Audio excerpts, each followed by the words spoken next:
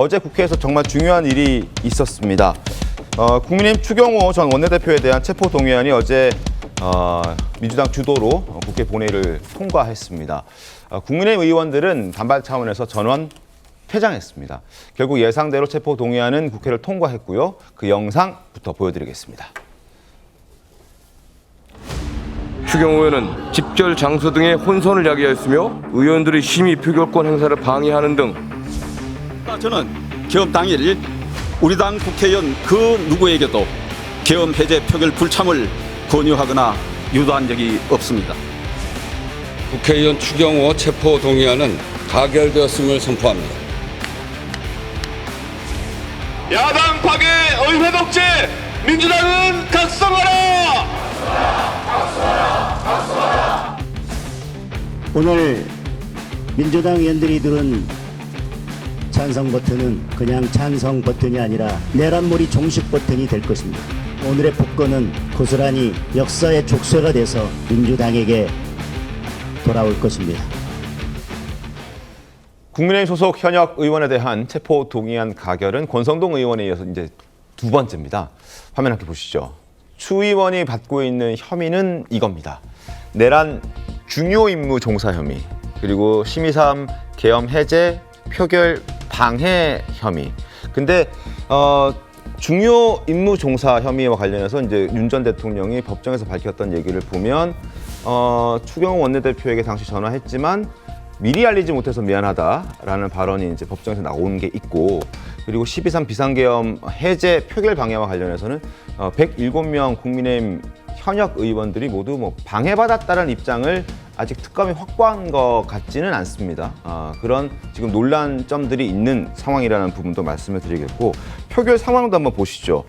어제 국민의힘 의원들이 전원 퇴정했기 때문에 총 180표 가운데 172표 찬성, 반대 4표, 기권 2표, 무효 2표였습니다.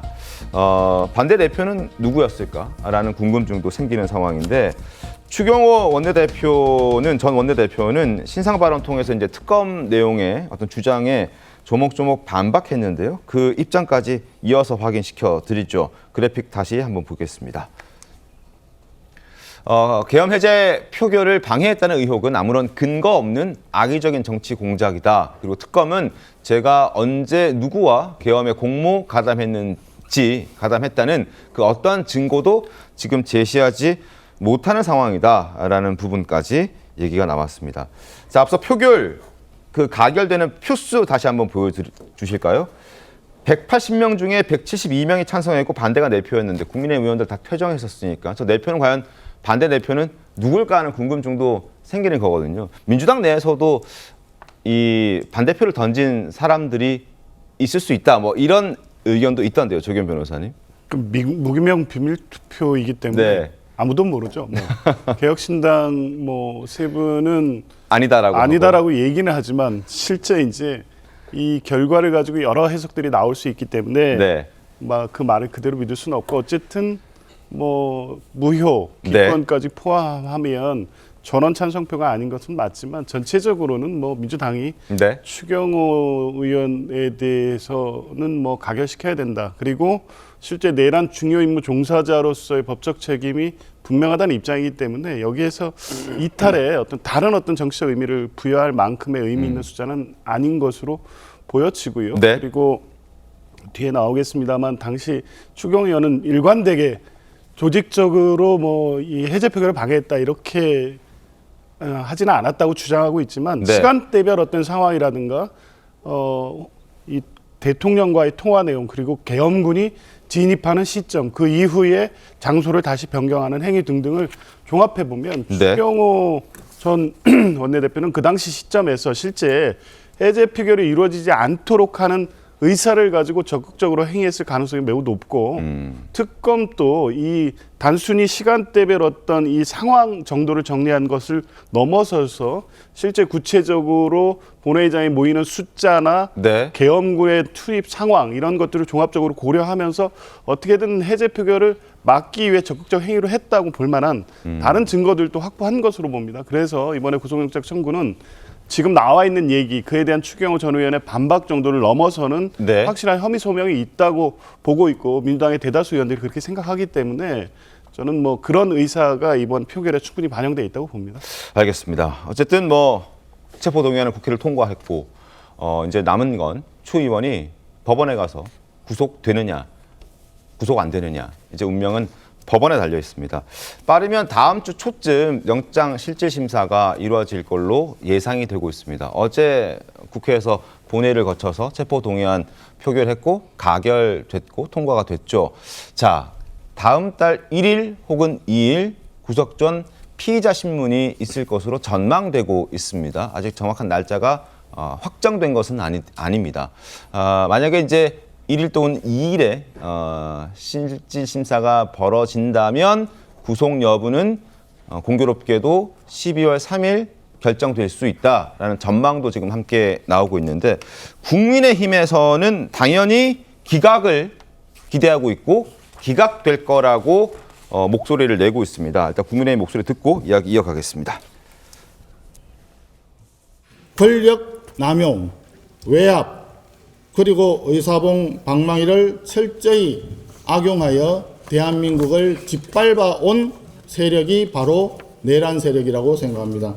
저는 대한민국의 사법부의 기계와 양심이 살아있다고 믿습니다. 그렇기 때문에 추경호 대표에 대한 엉터리 구속영장은 반드시 기각될 것이라고 믿습니다.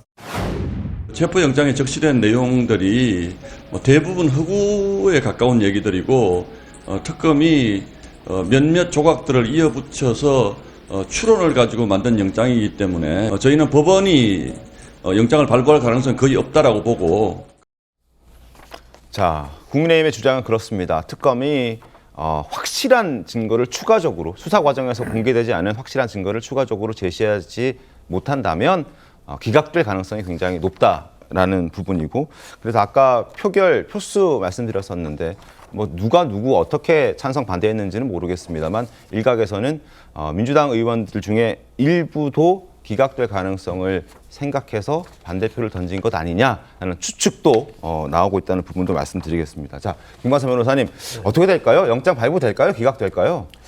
지금까지 나온 어떤 증거들, 네. 특검이 주장하고 있는 내용 이런 걸 전체적으로 보면 제가 볼 때는 영장이 기각될 가능성이 굉장히 높다고 봐요. 네. 단 특검이 영장 심사 때 뭔가 히든카드나 스모킹건을 네. 제시를 하는 경우에는 달라질 수 있겠죠. 네. 그렇지만 이제까지 뭐 나온 걸 보면 그렇게 있을 가능성이 없고 뭐 숨겨놓을 수는 있겠죠. 왜냐하면 영장 심사 때 쓰려고. 네. 그런데 그런 스모킹건이 없다고 한다면 영장이 기각될 거라고 저는 봅니다. 네. 일단 이제 중요한 것 자체는 내란 중요 임무 종사를 했다는 거고 표결에 해제 표결을 방해했다는 거 아닙니까? 근데 제일 중요한 것은 그거예요. 이제 윤 전 대통령이 어떤 소통을 했는가? 그럼 제일 특검이 중요하게 생각하는 것은 윤 전 대통령하고 추 의원하고 통화를 해서 네. 해제 표결을 방해하도록 했다는 건데 이건 특검이 뭘 가지고 있지 않잖아요.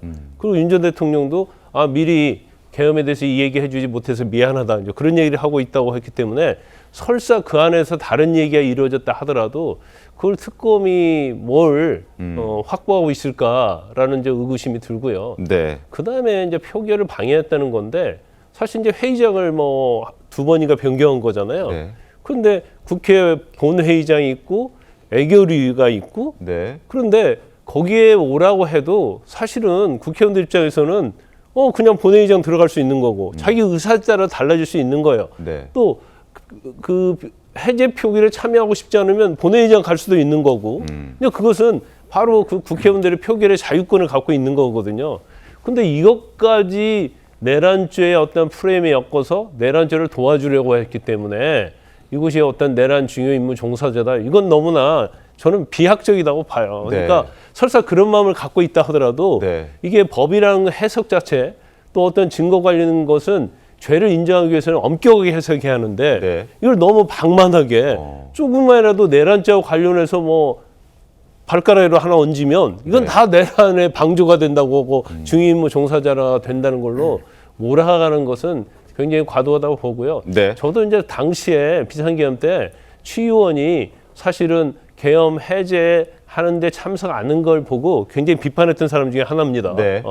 그런데 지금 그거하고 법적인 거하고는 굉장히 다른 문제죠. 다른 문제다. 알겠습니다. 자, 민주당은 반대로 추의원의 영장 발부를 확신하고 있습니다.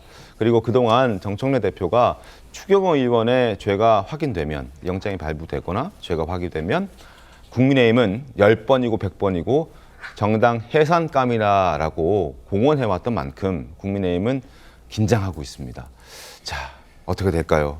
최범 의원 어떻게 보셨습니까? 근데 뭐 모든 증거가 다 확보됐다라고 하면서도 또 영장이 기각되는 경우도 있고 네. 그 반대의 경우도 있었던 걸 우리가 여러 차례 봐오지 않았습니까? 네. 그러니까 영장 발부 기각에 대해서 예측이 틀리는 경우가 굉장히 많았던 거는 사실이에요. 네. 근데 저는 적어도 이제 기자로서 이렇게 법조계 사람들한테 물어보면 현재 나와 있는 것만 가지고서 추경호 의원의 영장이 발부될 것이라고 예상하는 사람은 제가 못 봤어요. 그러니까 이제 아까 김광선 변호사 말씀하셨듯이 정말 뭐 히든 카드가 있어서 네. 정성호 법무부 장관이 얘기했듯이 윤석열 대통령이 추경호 당시 원내대표하고 전화 통화를 해서 자 이렇게 계엄 내가 했으니까 이 계엄에 협조해달라고 하고 추경호 원내대표도 협조하겠습니다라고 얘기를 정말 했다면 모르지만 네. 근데 그거 양쪽에서 다 부인하고 있는 거 아니에요? 네네. 그런데 그걸 저는 정성호 법무부 장관이 어저께 아주 자신 있게 그걸 얘기했더라고요. 네. 윤석열 대통령이 추경호 원내대표한테 그렇게 얘기했다고 하는데 그게 어디서 나온 근거인지 우선 그런 것들이 좀 불투명하고요. 그래서 히든 카드가 없는 한 네. 그냥 법조계의 일반적인 상식으로 본다면 이 영장이 발부될 리가 없다. 그 결정적인 근거는 우선 방해 행위 자체가 없다. 네. 뭐 이런 것들을 근거로 들고 있기 때문에 저도 뭐 개인적으로 이걸 발부를 점칠 만한 어떤 근거도 없다고 생각합니다. 조경 변호사님 어떠세요? 근데 이게 시간대별 상황을 보면요. 네. 적어도 특검이 어떤 증거를 제출했는지까지는 모르겠습니다만 정황적이나 상황적으로는 너무 명확합니다. 네. 그러니까 당사를 이미 최초 11시 3분에 즉시 국회로 와라 문자를 내보낸 후에 그 직후에 또 당사로 변경합니다. 11시 9분에. 이제 그 이후의 상황이 어떻게 펼쳐지냐면 윤석열 대통령과 추경호 원내대표 간 전화통화가 있고요. 네. 그 직후에 계엄군이 국회에 들어옵니다. 헬기가 떴고요. 근데 가장 중요한 결정적인 것은 자정 이후의 상황인데 12시 1분에 우원식 의장이 전체 의원들을 상대로 속히 국회로 와라 문자 메시지를 보냅니다. 그런데 그 직후에 추경호 원내대표는 국민의힘 의원들에게 국회에서 당사로 가라는 메시지를 보냅니다. 그리고 나서 00시 29분에 우원식 이 국회의장이 추경호 원내대표에게 그 전화 통화를 하는데 추경호 원내대표가 지연 요청을 합니다.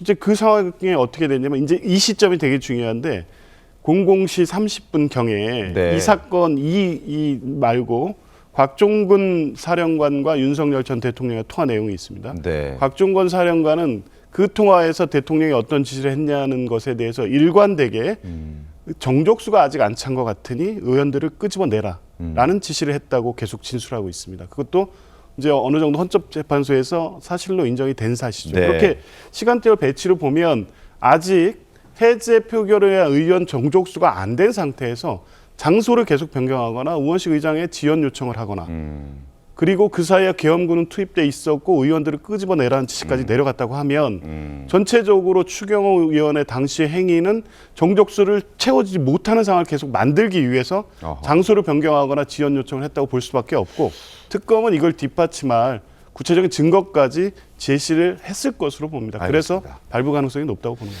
상황 지켜보겠습니다.